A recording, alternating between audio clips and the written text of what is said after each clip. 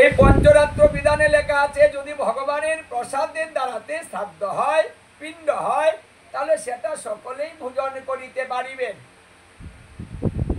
কিন্তু সাত্বিক ভাবে করিতে হবে, অসাত্বিক ভাবে করলে হবে না। যদি কারো প্রেত শ্রাদ্ধ হয় তাহলে সেই প্রেত শ্রাদ্ধের মধ্যে বৈষ্ণব ভোজন করে না। এই জন্য আপনি প্রেত শ্রাদ্ধ করতে পারবেন না, এখানে বৈষ্ণব ভোজন করবে না। আর কোন শ্রাদ্ধে যদি বৈষ্ণব একজনও সেবা করে তাহলে সেখানে 1 কোটি সেবা হয়, মানে একের সঙ্গে কোটি, মানে এটা এত লাভ।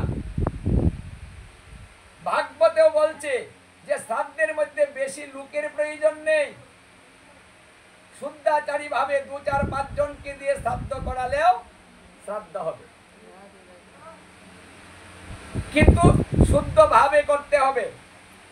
এই জন্য প্রেত শ্রাদ্ধ না করে গোবিন্দের নিবেদিত প্রসাদের দ্বারাতে প্রসাদ ভুজি দিয়ে ভোগ লাগিয়ে সেই প্রসাদ দিয়ে শ্রাদ্ধ করিতে হবে।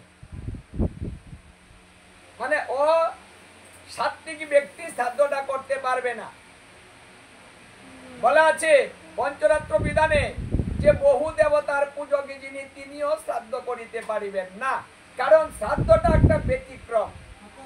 পরমাত্মার কল্যাণের জন্য শ্রাদ্ধ করা হয়, মানে একজন আত্মাটাকে সঠিক জায়গায় পৌঁছিয়ে দেওয়া, এটাকে বলা হয় কি পরমাত্মার কল্যাণ। কল্যাণ কখন হয়?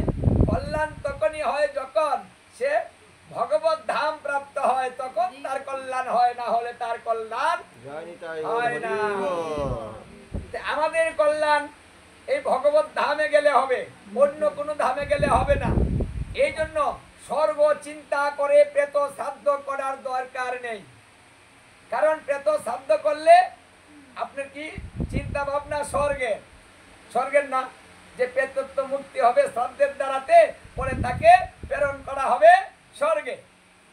স্বর্গে গেলে কি হবে? লাভ নাই, কদিন পরে চলে আসতে হবে, আবার এখানে আসতে হবে, তাহলে স্বর্গে গেলে লাভ কি? আমাদের ভগবত ধামে যেতে হবে, যেখানে গেলে আর আসতে হবে না, যেখানে গেলে আর দুঃখ দুর্দশা থাকবে না, জ্বালা যন্ত্রণা ব্যথা বেদনা থাকবে না, সদা আনন্দে বাস করব। তাহলে আমরা সদা আনন্দ চাই নাকি আইসা যাওয়ার মধ্যে জ্বালা যন্ত্রণা চাই? মানে কোন জিনিসটা ভালোবাসি আমরা, কি চাই? মানে এখন যারা এসেছেন জ্বালা যন্ত্রণা ভোগ করছেন, সংসারটা করছেন, সংসারের শান্তিটা অশান্তিটা বুঝতে পেরেছেন? এখানে ভালো লাগে, আবার আসবেন, আবার এসে এই সংসার করবেন, আবার জ্বালা যন্ত্রণা জর্জরিত হবেন। কি এখন যারা সংসার করছেন মাঝে মাঝে মন চায় না যে সংসারটা ছেড়ে দেই? কি মন চায় না? মরার সংসার আর ভালো লাগে না, মন চায়, কারণ এই সংসারে একটা জ্বালা আছে, ওটা বিষ, যার জন্য আমরা মাঝে মাঝে এই সংসার ত্যাগ করতে মন চায়, ছেড়ে দিতে চাই, কারণ সংসারে আসতে চাই না। এই জন্য শাস্ত্রে বলছে আসতে যখন চাও না, আসার তোমার দরকার নেই, তুমি নিত্য ধামের চিন্তা করে তুমি সবকিছু করে যাও, মানে নিত্য চিন্তা, নিত্য ধামের চিন্তা। এই জন্য একমাত্র নিত্য ধামই আমাদের স্থায়ী ঠিকানা, মানে এখানে অস্থায়ী নেই। ওখানে গেলে বয়স বাড়ে না, বয়স কমে না, মানে এক হয়ে থাকে। একটা নির্ধারণ আছে, গুরুদেব দিয়ে দেন সেই বয়সটা, আর সেই গুরুদেবের দেওয়া বয়স সেই নিত্য ধামে যিনি যাবেন তিনি সেই বয়সটা পাবেন। সে কোনোদিন রোগাগ্রস্ত হবে না, জরাজীর্ণ হবে না, বৃদ্ধ হবে না, মানে কোনোদিন মৃত্যু হবে না, জন্ম হবে না, মানে সমস্ত কিছু রোধ হয়ে যাবে, আমরা সদা সর্বদা আনন্দে বাস করবো। এই জন্য মহাপ্রভু এসে এই কলিহত জীবের জন্য সুন্দর একটা বিধান শিখিয়ে দিয়ে গেলেন। যারাই করবেন অল্প করে করেন, শুদ্ধাচারী ভাবে শুদ্ধ ভাবে শ্রাদ্ধাদি করবেন, বাৎসরিক শ্রাদ্ধ করবেন, প্রতি বৎসর ভগবানকে ভোগ লাগিয়ে তার উদ্দেশ্যে একটু প্রসাদ নিবেদন করুন। এই কথাটা নারদ পঞ্চরাত্রে বৃহৎ নারদীয় পুরাণে বলছে, যদি কোনো ব্যক্তি কোনো কারণে তার অধগতি হয়, বিপদগামী হয়, তার উদ্দেশ্যে যদি ভগবানের নিবেদিত প্রসাদ দেওয়া হয়, তাহলে সেই প্রসাদের দ্বারাতে সেইখান থেকে সে ঊর্ধ্বগতি প্রাপ্ত হয়, আর নিম্নগামী থাকতে পারে না। মানে প্রসাদের এত গুণ, এটার এত কৃপা, যেটা অন্য কোনো প্রায়শ্চিত্তের দ্বারাতে এত সহজে জীবকে মুক্তি দেওয়া, নিত্য ধামে পাঠানো সম্ভব না। এটাই একমাত্র এই প্রসাদের দ্বারাতেই সম্ভব।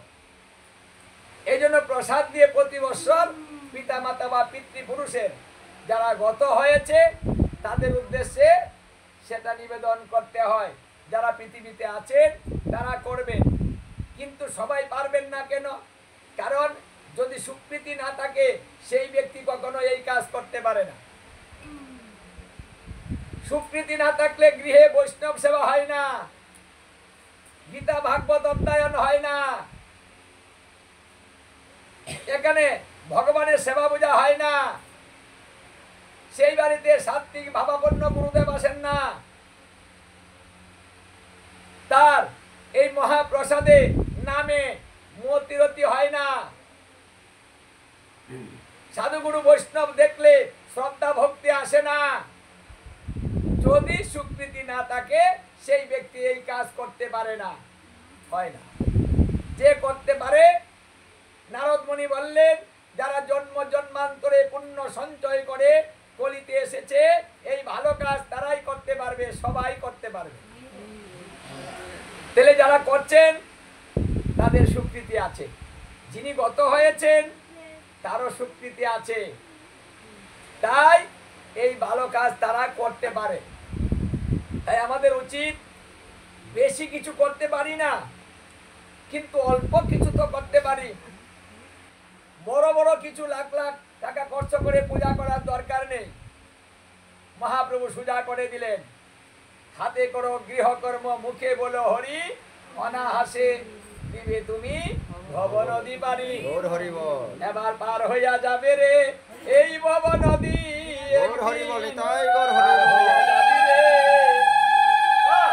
হরিনাম করিলে যদি আমরা ভব নদী পার হতে পারি,